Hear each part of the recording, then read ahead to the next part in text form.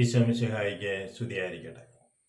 ഈശോമിശിഹായിൽ സ്നേഹിക്കപ്പെടുന്ന മാതാപിതാക്കളെ, സഹോദരങ്ങളെ, ദൈവത്തിൻ്റെ അനന്തമായ സ്നേഹവും കരുണയും അവനിൽ നിന്ന് ഒഴുകപ്പെടുന്ന സൗഖ്യവും നമ്മൾ വന്നെന്നറിയാൻ വേണ്ടി നമുക്ക് പ്രാർത്ഥിച്ചുകൊണ്ട് ശുശ്രൂഷയിലേക്ക് പ്രവേശിക്കാം. നമ്മുടെ ജീവിതത്തിൽ സ്വർഗത്തെ ലക്ഷ്യം വെച്ച് ഉള്ള പ്രയാണത്തിൽ ദൈവം നമ്മോട് ആവശ്യപ്പെടുന്നത് നിങ്ങൾ പശ്ചാത്തപിക്കണം, മാനസാന്തരപ്പെടണം എന്നാണ്. ഈശോയുടെ പരസ്യ ശുശ്രൂഷ ആരംഭിക്കുന്നതിന് അപ്രകാരമാണല്ലോ. നിങ്ങൾ മാനസാന്തരപ്പെട്ട് സുവിശേഷത്തിൽ വിശ്വസിക്കുവിൻ.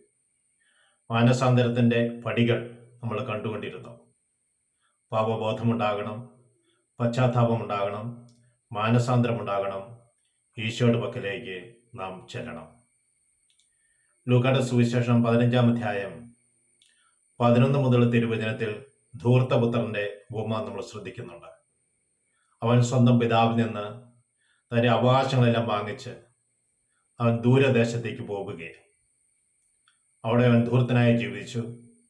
അവൻ്റെ സമ്പത്തെല്ലാം തീർന്നു. ആ നാട്ടിൽ കഠിനമായ ഒരു ക്ഷാമമുണ്ടായി. ക്ഷാമത്തെ അതിജീവിക്കുവാൻ അവൻ വളരെയേറെ ഞെരുങ്ങി. അവൻ ആ പ്രദേശത്തെ ഒരു പൗരൻ്റെ അടുത്ത് അഭയം തേടി. പൗരൻ അവനെ പന്നികളെ മേയ്ക്കുവാൻ വേണ്ടി വയലിലേക്ക് അയച്ചു. അവന് എല്ലാം നഷ്ടപ്പെട്ടതുകൊണ്ട് അവന് നന്നായി വിശന്നു. അവന് ഭക്ഷിക്കുവാൻ ഒന്നും ലഭിച്ചില്ല. പന്നികൾക്ക് കൊടുക്കുന്ന തവിടെങ്കിലും ലഭിക്കുമെന്ന് അവൻ പ്രതീക്ഷിച്ചു. അതുപോലും ആരും അവന് കൊടുത്തില്ല. അപ്പോൾ അവന് സുബോധമുണ്ടായി.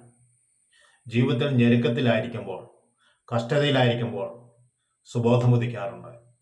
അതേ, സുബോധമുദിച്ചാൽ നീ നിന്റെ പിതാവിനെ അന്വേഷിക്കും. അവൻ അവൻ്റെ പിതാവിനെ അന്വേഷിച്ചു. പിതാവിൻ്റെ കൂടെ ഉണ്ടായിരുന്നപ്പോൾ ജീവിതത്തെക്കുറിച്ച് അവൻ ചിന്തിച്ചു. എൻ്റെ ഭവനത്തിൽ എൻ്റെ ദാസന്മാരെ എത്രയോ സുഭിക്ഷമായി ജീവിക്കുന്ന ഒരു തിരിച്ചറിവ് അവനുണ്ടായി. അവൻ അവിടെ വെച്ച് സുബോധമുണ്ടായി. അവൻ്റെ തെറ്റിനെക്കുറിച്ച് അവന് ബോധമുണ്ടായി. അവൻ അവിടെ വെച്ച് പാപബോധമുണ്ടാവുകയാണ്. ഇതിനെ പാവബോധം നൽകുന്നത്, പശ്ചാത്താപത്തിലേക്ക് നയിക്കുന്നത്, മാനസാന്തരപ്പെടുത്തുവാനൊക്കെ വേണ്ടി മുൻകൈ എടുക്കുന്ന ദൈവമാണ്. അവൻ്റെ ജീവിതത്തിൽ ഞെരുക്കത്തിൽ അവൻ്റെ മനസ്സിലേക്ക് ദൈവത്തിൻ്റെ ചിന്ത കടന്നു വന്നു. പ്രിയ സഹോദരങ്ങളെ, അവൻ അവിടെ നിന്ന് അവൻ തീരുമാനമെടുക്കുകയാണ്.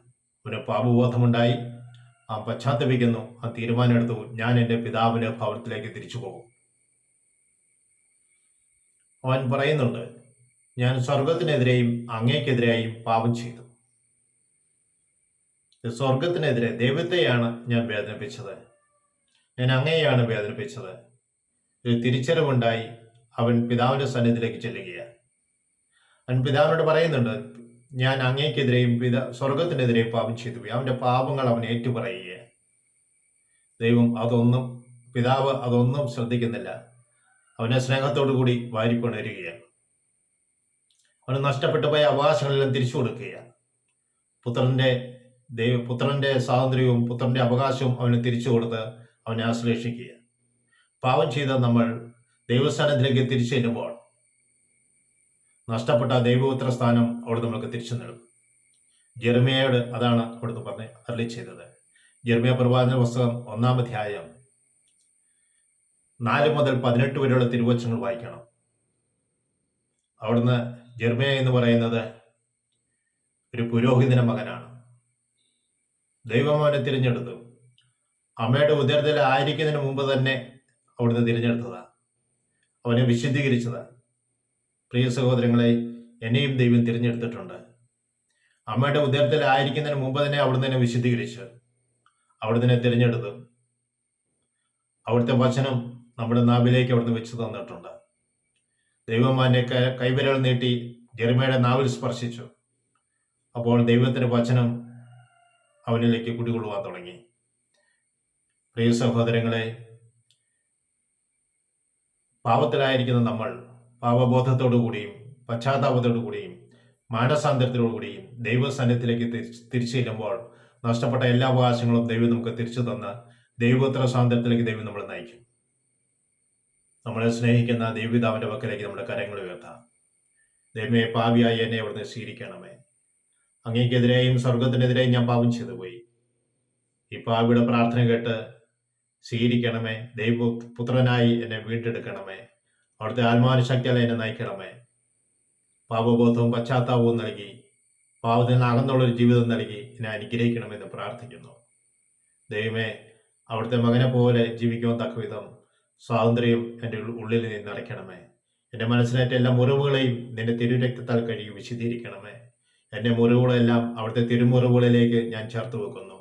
അവിടുത്തെ തിരുമുറിവിൽ നിന്ന് ഒഴുകുന്ന തിരിച്ചോരയാൽ എൻ്റെ മുറിവിലേക്ക് ഒഴുകി ആന്തരികമായ അവസ്ഥകളിലേക്കെല്ലാം അവിടുന്ന് സൗഖ്യപ്പെടുത്തിക്കൊണ്ട് എന്നെ അനുഗ്രഹിക്കണമെന്ന് പ്രാർത്ഥിക്കുന്നു. ഞങ്ങളുടെ അമ്മയെ ആശ്രയമാതാവേ, ഞങ്ങൾക്ക് വേണ്ടി, ഞങ്ങളുടെ കുടുംബാംഗങ്ങൾക്ക് വേണ്ടി പ്രത്യേകമായി മധ്യസ്ഥം വഹിക്കണമേ. പിതാവിനും പുത്രനും പരിശുദ്ധാത്മാവിനും സ്തുതി. ഈശോ മിശിഹായ്ക്ക് സ്തുതിയായിരിക്കും.